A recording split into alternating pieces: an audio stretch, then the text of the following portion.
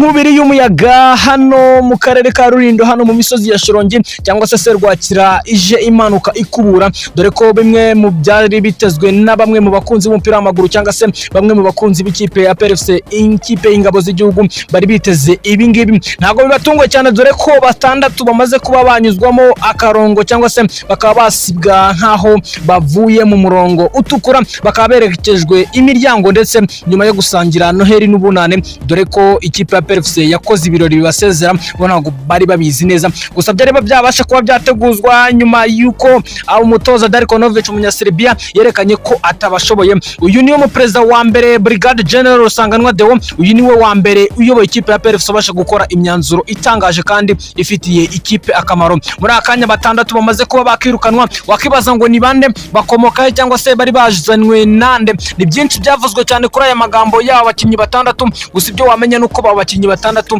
nta kidasanzwe cyangwa se nta gisha bigeze bazana muri ikipe, dore ko bose baguzwe na bamwe mu bayobozi bagiye batandukanye na bamwe mu banyamakuru baguriye ikipe bakabita ibicupuri, dore ko baguze bamwe mu bakinnyi badashoboye. Byinshi twabasha kuba twaganira na Brigade General Uyudeo, yabasha kuba yatuganiriza byinshi kuri abakinnyi babasha kuba bakereka imiryango. Yavuze ko byinshi byo byarabasha kuba byategurwa, ariko PFC kubera ari ikipe y'ingabo z'igihugu ibasha gutegura ibitero karundura itavuze, ntago imeze nka amakipe akunda gusakuza. Ayo ni amagambo ubwe yabasha kuba yatwibwirira n'umunwa we, atubwira ko byinshi bigomba kuba, aho avuga ko bamwe mu bakinnyi tutakekaga bagomba guhita berekeza imiryango, dore ko PFC idakunze kugura mu kwa mbere, ubu noneho ije ku isoko ryigura n'igurisha. Aho yamaze kuvugana na bamwe mu bakinnyi bagiye batandukanye abanyakameroni ndetse n'abanyamari, aho ubu ngubu yiteguye kuzana rutayizamu karundura ugomba gutsinda ibitego.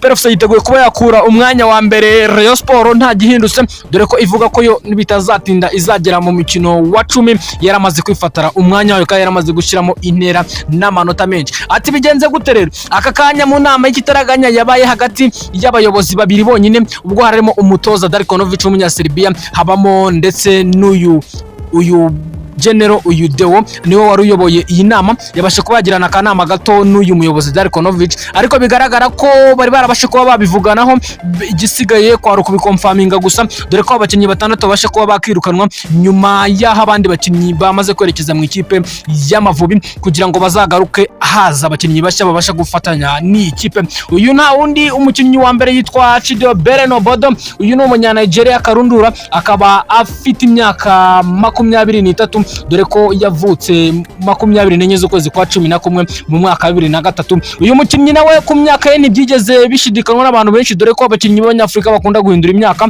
dore ko we avuga ko yavutse mu mwaka w'2003 bitaremejwe n'abantu, dore ko uyu mukinnyi yaje nta kintu yigeze afasha iyi kipe ya PFC, dore ko yajyagamo asimbuye. Bimwe byabasha kuba byababaza abantu benshi kuba PFC yasohora amafaranga menshi umuba igagura umukinnyi uzabanza hanze akicazwa mu bakinnyi batandukanye, harimo Banibizi Ramadan, harimo n'aba Bakwitonda Arbaka ndetse n'abakinnyi benshi bagiye batandukanye babanzamo, mu gihe uyu mukinnyi we aba yicaye ku gatebe atazi uko ikibuga kimeze. Umukinnyi wa kabiri ubasha kuba yakarerwa imiryango muri aka kanya, dore ko byavuzwe na bamwe mu bantu batandukanye, yitwa Odibo Godwin. Uyu ni umunya-Nigeria nawe ni karundura kabisa, akaba yaravutse mu 1997 ku itariki 15 z'ukwezi kwa 8, akavukira hari Lagos muri Nigeria, akaba afite imyaka 27. Uyu mukinnyi Odibo Godwin mwibuka ko akina ku ruhande rw'iburyo cyangwa se urw'ibumoso asatira, ariko uyu mukinnyi yajyagamo n'ubundi asimbuye, nta gishya nta n'igitangaje,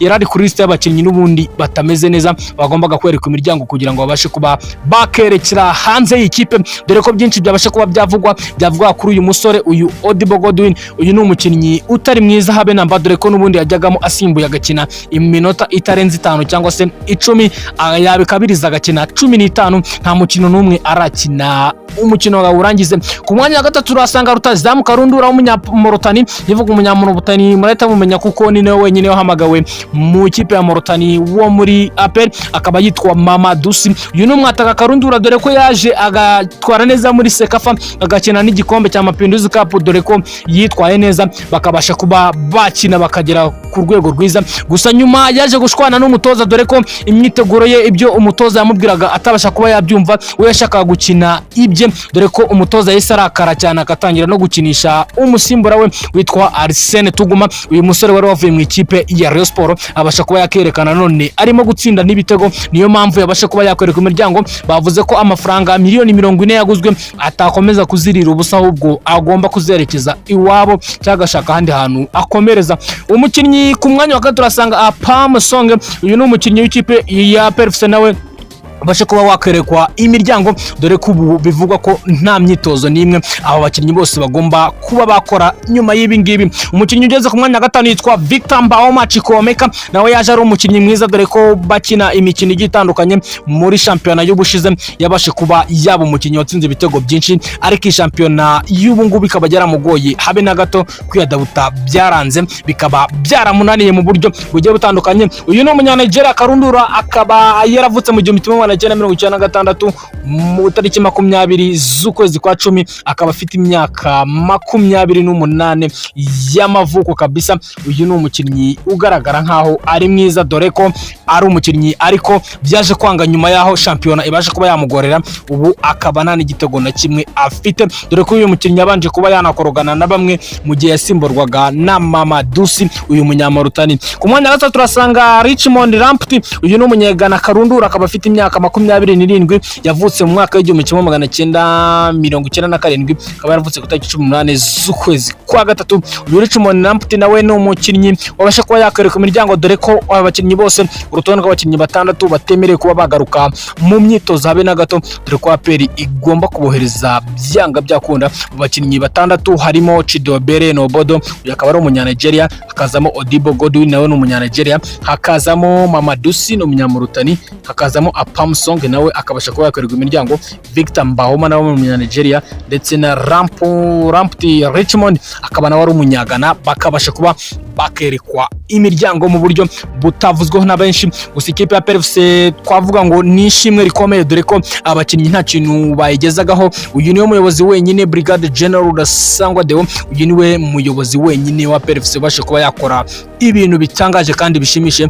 dore ko ikipe ya PFC biri kwitegura kuba yahangana ikagaruka mu myanya yayo, ndetse umwanya wayo wa mbere nubwo bitabasha kuba byakoroha, dore ko mu Keba nayo ubimeze nabi, iri kugura abakinnyi bagiye batandukanye, byinshi utabasha kuba wakirenza ingohi, kandi PFC ni ikipe ikomeye kandi igomba guhangana mu bikombe bigiye bitandukanye. Inkubi y'umuyaga rero abisize cyangwa se abijyanye no kwihangana bagashakira ahandi, dore ko ikipe y'ingabo z'igihugu ari uko imera kandi ikora ibintu byayo bucece, kandi iri ku gitutu gikomeje cy'abafana kandi igitutu giteye ubwoba mu buryo bwose butandukanye. Nitwateze Rwanda mbagezaho amakuru ari update cyangwa se amakuru agezweho hano muri siporo y'u Rwanda, kandi amakuru twacukumbuye neza tukageraho tukamenya ko ari ukuri, apana babandi babagezaho ibihuha bigiye bitandukanye. Amakuru APR kugeza aka kanya bigomba gushirwa mu bikorwa, abakinnyi bagomba kugaruka mu myitozo, nta mukinnyi n'umwe urangwamo muri abakinnyi twabashe kuba twababwira, kandi mugire umunsi mwiza, Imana ikomeze kubaha